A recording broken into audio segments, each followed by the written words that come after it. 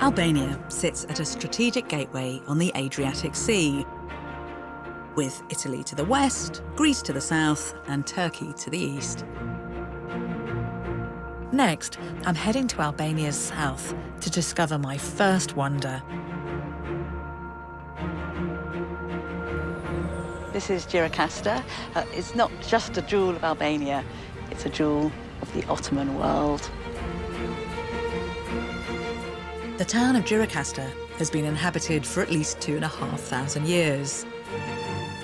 And it became home to a mighty superpower of the East, whose influence stretched from Istanbul through Europe, Africa, and the Arabian Peninsula.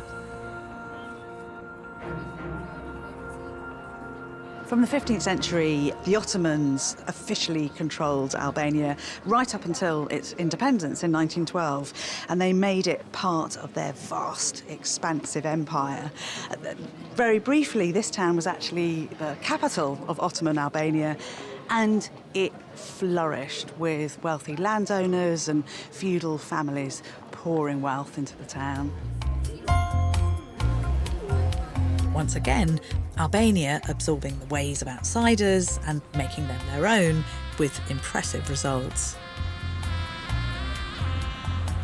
Something you see all around here are these fantastic roof tiles, the kind of roof stones, really. One of the most famous sons of the city, the author Ismail Kadare, who, by the way, has been nominated for the Nobel Prize for Literature no fewer than 15 times, describes them so beautifully because he talks about them as gigantic scales which protect the tender life underneath. Imposing Ottoman tower houses across the city, doubled up as homes and fortresses. The man who commissioned this house, Bettany Hughes, was pretty much second in command around here. And we know that he used to stand here and look out over the town and also keep an eye on the road down in the valley to see whether it was bringing threats or opportunities. Built in 1811, the interior of this place was all about luxury and status, boasting inside toilets, a steam bath, and lavish decorations.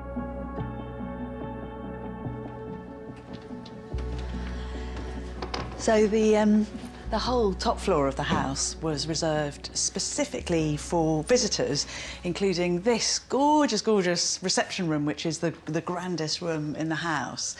And that's partly to do with that tradition of hospitality that you get in Albania right the way through the centuries.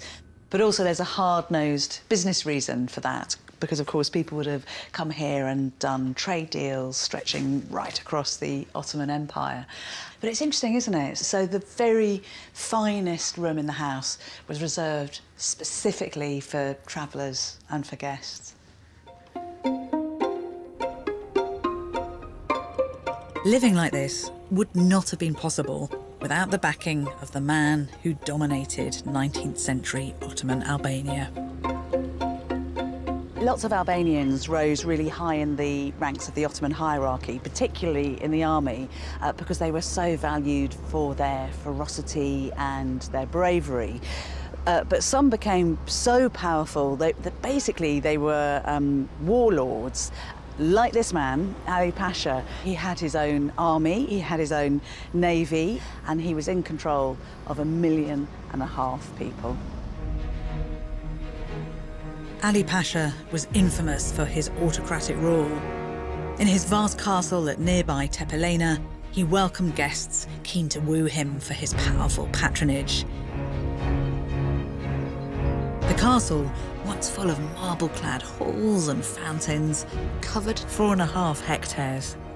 You have to try to imagine this place absolutely buzzing with soldiers and eunuchs and envoys from across the Ottoman world and travellers and spies, including, famously, Lord Byron, the great romantic poet who travelled here from England. On the equivalent of his student gap year, that icon of romanticism, Lord George Gordon Byron, ventured into the Balkans and through the Ottoman Empire in the autumn of 1809 on an epic grand tour. Here, he was welcomed into the heart of Pasha's Ottoman court and lavished with hospitality. Byron was wary, calling him a remorseless tyrant, guilty of the most horrible cruelties. But Byron loved Albania, comparing it to his native Scotland. Byron was obviously completely enchanted by this place. He actually calls Albania Illyricum, which is the ancient Roman name for it. And he writes about it in his poem Childe Harold, which is a sort of kind of autobiographical account of his adventures. He says, "Land of Albania, let me bend mine eyes on thee, thou rugged nurse of savage men." And there's a very splendid portrait of him wearing Albanian dress, which is one of the most famous images that we have of the great man. Byron's host, Ali Pasha, belonged to an Islamic sect that spread along the Ottoman Empire's road systems. The main religion of its army, Bektashism.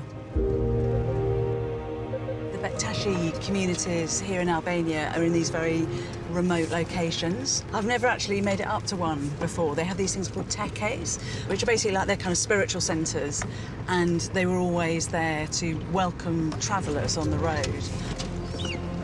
You look at that eagle.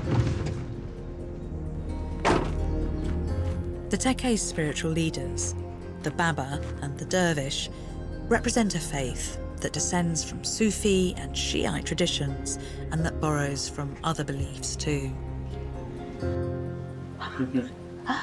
Hello. Oh, hello. Thank you so much. Thank you. I'm Bettany. Thank you so much. Mr. Bettany.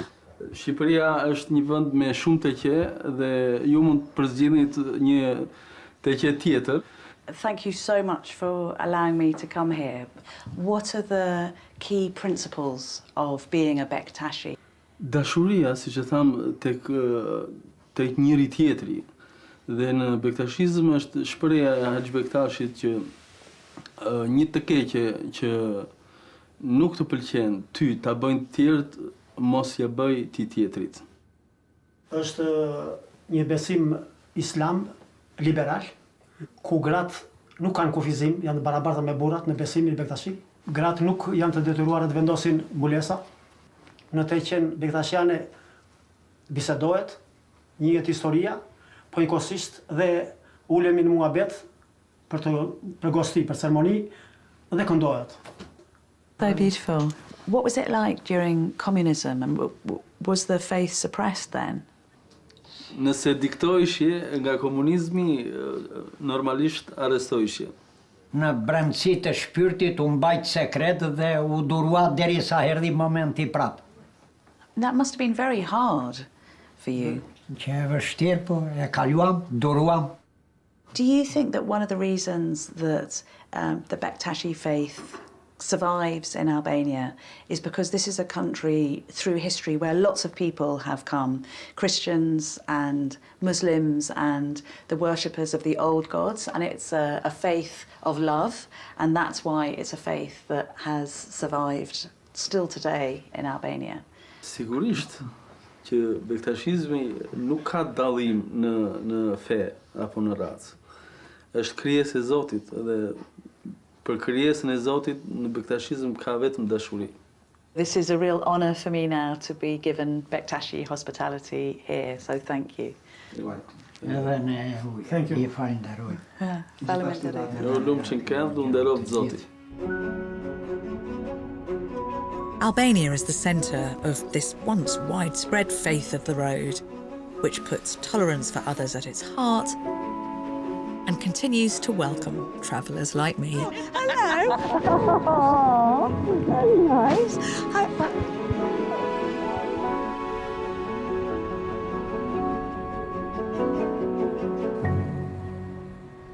Gjirokaste is a wonder, not just because of its incredible Ottoman heritage, but because of the history that it's made and witnessed.